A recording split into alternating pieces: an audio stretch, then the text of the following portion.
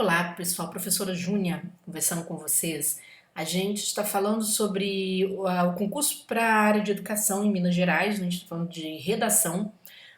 No primeiro vídeo que eu fiz, eu falei sobre dicas gerais para a redação, tratando de temas bem básicos, assim, daquilo que você precisa saber para você não zerar a redação. Segundo vídeo que eu fiz para vocês, eu trouxe os 10 temas preferenciais na área de educação, tá? Que podem ser objeto de cobrança na sua prova. Porém, eu alertei vocês, não é, aí há mais de 20 anos conhecendo a banca, né? Vamos dizer, aliás, tem mais de 20 anos de concurso. A banca tem menos tempo de trabalho do que eu. Então, basicamente, quando a banca surgiu, trabalhando no âmbito dos concursos, de lá para cá já entendo bastante essa banca. Quando a banca quer temas da nossa área realmente de referência, que é a educação, ela é bem clara no edital, tá, gente? Bem clara mesmo. Então pode ser que ela apresente pra gente um tema da área de educação, mas pode ser que não, porque ela falou em temas atuais. Então ela pode trazer temas atuais gerais. No vídeo anterior eu falei sobre temas preferenciais da educação.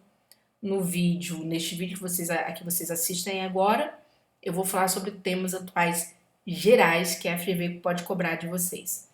E no próximo vídeo eu vou comentar sobre dois modelos de temas da FGV, como que você constrói a redação da FGV a partir de dois modelos da própria banca, tá bom? Então vamos aqui ao nosso top 10 de temas atuais gerais, tá certo? Não desconsidere, porque senão você pode se arrepender amargamente. Falar, não vou ver isso aqui porque isso não é sobre educação. Não vai dar certo, tá bom? O risco é muito grande. Temas atuais gerais. Adoção de sistemas de inteligência artificial pelos governos. Sim, pessoal, inteligência artificial é um assunto que está na crista da onda. Caiu há pouco tempo num concurso da FGV algo parecido, porém dentro de outra roupagem temática. Se você não souber, infelizmente você pode se dar mal. A gente tem que entender o que é inteligência artificial. É um tipo de tecnologia que faz com que o algoritmo se aproxime das ações humanas. Por exemplo, por meio de mecanismos de inteligência artificial, você pode simular uma imagem, não é, humana, ou seja, uma imagem, você pode colocar uma imagem sobre a outra, como se a pessoa estivesse naquele lugar, naquele local. Você pode, por exemplo, transformar esse discurso falado que eu estou fazendo aqui em texto, não é? Como se eu estivesse escrevendo. Então, a inteligência artificial, quando ela é aproveitada pelos, vamos dizer assim, por governantes, né? É claro que tem que tomar um certo cuidado por todo o problema que ela gera também, que também não é 100% perfeita. Ela pode gerar economia, por exemplo. Sabe quando a gente liga para setores de atendimento, aí existe um atendimento pré-programado? Aquilo ali é um tipo de inteligência artificial. Então, pode gerar economia no atendimento. Para o sistema de identificação de fraudes, não é? Se você adota a inteligência artificial na área fiscal, por exemplo, na área de controle de contas, né, governamentais, você pode programar ali um algoritmo, né, dentro de um determinado programa para que ele possa identificar fraudes já pré-determinados, né, ou seja, fraudes previstas, né, que podem acontecer naquela documentação, certo? Um cálculo não cumprido, uma norma não observada, isso tudo é possível. Aí imagina a quantidade de situações que são vantajosas para o governo, né? Gera economia, que precisa contratar menos pessoal para o serviço público, não tem retrabalho, porque uma vez que é uma máquina fazendo o processo, essa máquina vai padronizar esse processo, ela não trabalha fora do padrão, não é? Você tem um pouco mais de aperfeiçoamento das ações, certo? Gera celeridade, porque tudo se faz de uma velocidade muito maior. Então, o sistema de inteligência artificial utilizado pelos governos pode ser que sirva para isso. Há inúmeras desvantagens também, não é? Você tem sistemas de vigilância, o que não é permitido dentro desses programas de inteligência artificial. Não todos, mas às vezes governos mal intencionados usam com essa ideia de controlar a população, controlar a vida do cidadão, não é? Fazer a dita espionagem. O futuro do trabalho na era digital é uma das questões preferidas da FGV para concurso público. Será que nessa era que a gente está vivendo, de muito desenvolvimento, né, tecnológico, como é que vai ficar o trabalho? Profissões vão desaparecer? Vai haver mais desemprego? Ou não? Ou vai haver uma adaptação, tá certo? Para novos empregos? Por exemplo, desaparecem determinadas profissões, aparecem outras. É bom você ler sobre isso. É um tema de que a FGV gosta bastante, tá? Também não é só isso. como que, bem ou mal, as tecnologias estão revolucionando o mercado de trabalho. A gente pensar os aplicativos, por exemplo, Uber, né, iFood, tá certo? O que elas geram? Será que só trazem vantagens, né, como mais flexibilidade de horário, ou trazem desvantagens, por exemplo, como não reconhecimento, né, de direitos trabalhistas? Então, muita atenção. Desigualdade social e economia solidária. A gente vive num mundo que tem muita desigualdade social, muita, muita, muita. E muita gente rica também, né, por um lado. Ou seja, pouca gente rica e muita gente muito pobre. Mas as pessoas estão começando a descobrir aquela economia que se faz de modo socializado, né? A economia que eu penso no outro. Por exemplo, as cooperativas dos catadores de materiais recicláveis, não é? Por exemplo, você olha os próprios canais como o YouTube. Isso aqui que eu estou fazendo é um tipo de economia solidária. Por quê? Porque à medida que eu gravo a aula para você, né, eu recebo lá uma moedinha em troca quando você curte, tá certo? Então há um incentivo ao meu trabalho também, de certo modo. Então há esse espaço. Daí eu te ajudo a chegar lá no seu concurso público, você me dá um joinha, né? E o YouTube reconhece a importância do meu canal para disseminação de conhecimento, tá? Então, o mundo se redesenha de certo modo para que haja o quê? Haja menos desigualdade. Quantas pessoas não estão tendo oportunidade nesse mundo digital? Não é isso? Tudo bem? Então, um tema bastante interessante. Os riscos da informação na era digital. Um tema, gente, crista da onda, porque, pelo seguinte, há pouco tempo se estava discutindo no Brasil o combate à fake news, a proposição de uma lei, tá certo? Para combater fake news. Essa discussão parou porque essa lei se mostrou muito polêmica em vários. O formato da lei em si, ela está problemática, não é? Está problemático esse formato, e aí se vem discutindo. Então, quais são os riscos da informação na era digital? Será que eu tenho riscos à minha saúde? Sim, eu posso de repente pegar dicas de pessoas querendo lucrar num canal e a pessoa me ensinando a fazer um chá que de repente eu vou beber uma quantidade muito grande desses chás e vou lá e estouro o meu fígado. Isso acontece, por exemplo, chá verde é danado para fazer isso, não é? Por exemplo, eu vou fazer exercícios à distância, mas se essa pessoa não for de fato uma pessoa especializada, então eu tenho risco ali de estar sendo mal instruída ou mal instruída, não é? Tem a questão das fake news, certo? Que distorcem a informação, leva mentira até as pessoas, fazem com que as pessoas acreditem em determinadas outras pessoas, políticos, os líderes religiosos mal intencionados, às vezes criam situações de medo na sociedade, medos de coisas que nunca existiram, que no Brasil não se há menor risco, né? E as pessoas, porque recebem essa informação de modo reiterado, ou seja, de modo repetido, passam a sentir esse medo, né? Esse incômodo, tá? Então nós temos aí os riscos da informação na era digital, sobre vários aspectos. Por exemplo, ameaças que as pessoas fazem nas redes sociais umas para as outras, né? Então, de a pessoa, por exemplo, descobrir dados de outras pessoas, por exemplo, informação que você deixa sobre seu cartão de crédito, seu CPF, isso tudo é risco. Mas, desafios ainda enfrentados pela mulher brasileira sob a perspectiva de gênero. Por que eu tive que falar sobre a perspectiva de gênero? Quando fala desafio enfrentado pela mulher, qualquer desafio que um ser humano possa enfrentar, enfim. Mas sob a perspectiva, ou seja, sobre a condição de ser mulher, não é? Existem mais desafios. A FGV adora temas sobre mulher. É interessante que, gente, temas sobre racismo, novas tecnologias e sobre a mulher são temas preferenciais da FGV, tá? Racismo, novas tecnologias e mulher é o que mais a FGV cobra. Por exemplo, que desafios a mulher brasileira enfrenta hoje? Ela ainda convive com a violência doméstica, né? Ele tem de entender a violência doméstica não só como uma violência física, mas como uma violência psicológica, né? Porque muitas vezes o companheiro, ou mesmo uma companheira impinge sobre uma mulher, uma violência, vamos dizer assim, também moral, não é? Desmoraliza a mulher para os seus familiares. Violência patrimonial, o cara usa o cartão de crédito dela, não paga, desvia dinheiro, essa coisa toda, né? Violência sexual, né? A gente vê os abusos, não é certo aí, que cresceram bastante nos últimos anos.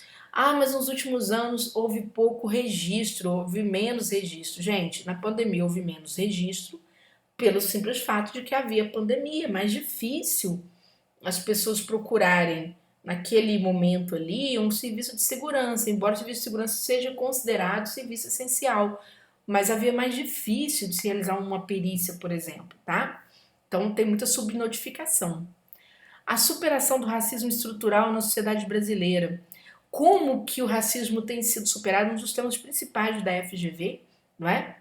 Se está sendo superado ou não. Será que as pessoas estão denunciando mais? Né? Será que os governos têm tomado mais atitudes de inclusão de pessoas pretas, indígenas, tá certo? Pessoas pardas? Né? Tanto nos sistemas de ensino, a gente vai ver ali as ações, chamadas ações afirmativas, né? Que vão incluir essas pessoas no ensino superior, que vão reservar cotas em concurso público. Né? Então você tem essa questão de se mexer na estrutura da sociedade para se compreender o racismo. Porque não é possível você morar num país em que 52% das pessoas, não é, são pretas e pardas e às vezes você ter um médico preto, tá? Entre aí milhares, perdão, dezenas, né, de centenas ou milhares, até mesmo milhares de médicos, certo? Não faz muito sentido. Implicações decorrentes das mudanças climáticas, a gente tem que entender, porque sustentabilidade é um assunto que é o século XXI inteiro, né? A gente vai viver nesse século, vai morrer nesse século, e sustentabilidade vai ser a grande preocupação. Por quê? As mudanças climáticas são evidentes. E aí vem com elas o quê? Seca em algumas regiões e inundação em outras. Né? Quando há seca e inundação, você tem problemas econômicos. Por quê? Você tem problema na produção de alimentos. Você tem problemas gerados para o comércio. Imagina um comércio que teve lá a sua loja inundada. Né? O cara perde tudo. Se ele não tiver um seguro, lascou. Tá certo? Imagina um comércio que. Não vou dizer um comércio, mas uma atividade em determinada região em que há escassez de água. Né? São Paulo, em 2014, por exemplo, enfrentou um longo período de escassez de água. Então, para quem tem um salão de beleza, como que isso não foi terrível, não é? Quem tem restaurante, acho que quase tudo. E então você tem essas questões, as implicações são o que vem dessa mudança climática, né? O aumento da fome no mundo, aumento, né, da perda, de perdas econômicas de setores que são prejudicados aí pela escassez de água ou pelo excesso mesmo de água por conta da alteração do regime das chuvas. Então temos que estudar. Efeitos da positividade difundida nas redes sociais. A banca está cobrando isso aqui também. O que é isso? Rede social, gente, tem tudo. E tem também positividade tóxica, né? Para convencer a pessoa de que fazendo uma mágica X, a pessoa ela vai enriquecer, ela vai se tornar próspera, etc. O que acaba? Muita gente se frustra. Ou muita gente não consegue fazer nada porque fica ali preso, ouvindo aquelas dicas e não sai mais do lugar, não é? E a pessoa acha que é aquilo mesmo, que ela tem que adquirir um produto X, ela tem que seguir um guru Y. E na verdade, às vezes as pessoas têm problemas emocionais profundos que não fazem com que elas possam avançar porque elas são muito descrentes delas mesmas. Né? Às vezes tem problemas que vêm lá da infância. Então, você tem esses efeitos nocivos, né, da positividade tóxica, que vai ser o quê? A pessoa depois tenta aquilo como se fosse a última tábua, né, de salvação da vida dela, e ela pode se frustrar, pode cair em depressão, né? Ela pode piorar um estado emocional dela, que já tinha uma base preliminar, né, já fragilizada. Então, aí a gente tem que entender como que as redes funcionam e como que as pessoas às vezes são levadas ao consumo desses produtos. Né? As pessoas podem se endividar com essa situação. Envelhecimento no século XXI, novos desafios. Sim, a sociedade está envelhecendo e a banca vai te fazer pensar. Que desafios? Gente, envelhecimento traz desafios o quê? Redução de renda. Né? Então, por exemplo, imagina uma pessoa vivendo numa cidade grande, sei lá, ganhando 10 mil reais. Daqui a pouco ela aposenta, aquela renda cai pela metade. E ela tem uma família, de repente, que ela mantém. Não é? Quer dizer, então estou sendo otimista, não é? Ainda com esse valor. Mas você tem, às vezes, uma cidade que não tem trânsito para essa pessoa. Essa pessoa dirigia quando era mais nova. Quando se tornou uma pessoa mais velha, ela já não dirige mais, ela dependeria de um transporte público, ela não tem acesso. E nem sempre tem quem leve, né, aos locais. Então você tem todos os problemas levados ao envelhecimento, umas cidades que não comportam, não é? Você tem o processo, vamos dizer assim, escassez econômica, né? A gente não tem políticas públicas de fato para os nossos velhos. Você tem uma redução de mão de obra para poder sustentar essas novas aposentadorias bem ou mal, tá? Então, muita atenção.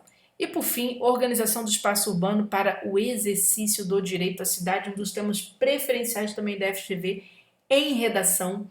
O que é o direito à cidade, gente? O direito à cidade ele está na esfera dos direitos humanos, que é o direito a você viver dignamente na cidade. Mas não só viver, a você passar pela cidade, a você trabalhar na cidade. Né? Tem gente que vive numa cidade e trabalha em outra, certo? E todos nós precisamos de ter direito à cidade. O que é ter direito à cidade? É ter direito a um transporte de qualidade, é ter direito a serviços públicos próximos à nossa residência, ao nosso local de trabalho, não é?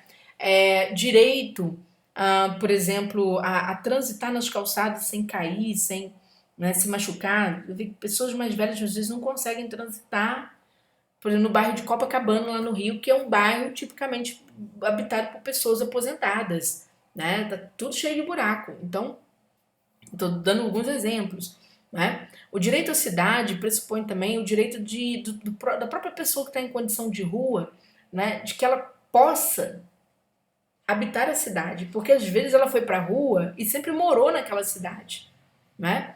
E aí tem sempre quem acha que ela não tem direito, porque vai tratar essa pessoa como cidadão de segunda categoria. E muita gente não escolheu ir para a rua. Às vezes as pessoas vão porque não tem opção, né? Não está aguentando pagar um aluguel, despejado.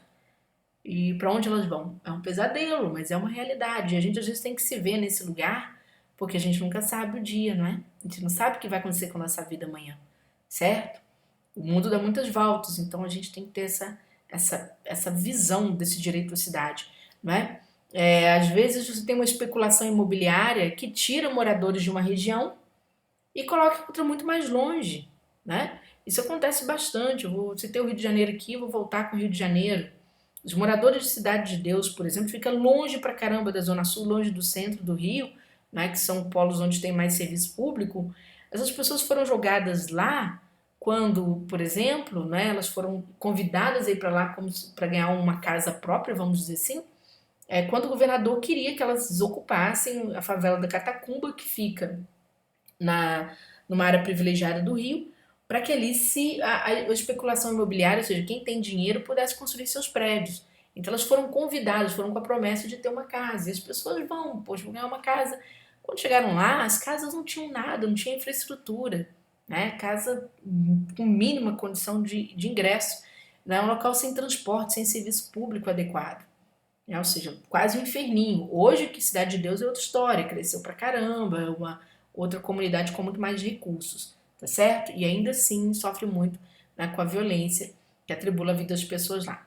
Pessoal, esses foram os 10 temas, né, sobre atualidades que eventualmente poderão cair na prova da educação, tá? Se você gostou do vídeo, quer estudar conosco, abaixo desse vídeo tem aqui a descrição do nosso curso, nosso contato, tá bom? E se você entrou por esse vídeo aqui, pega os vídeos anteriores que vão falar sobre assuntos muito importantes para sua prova de educação.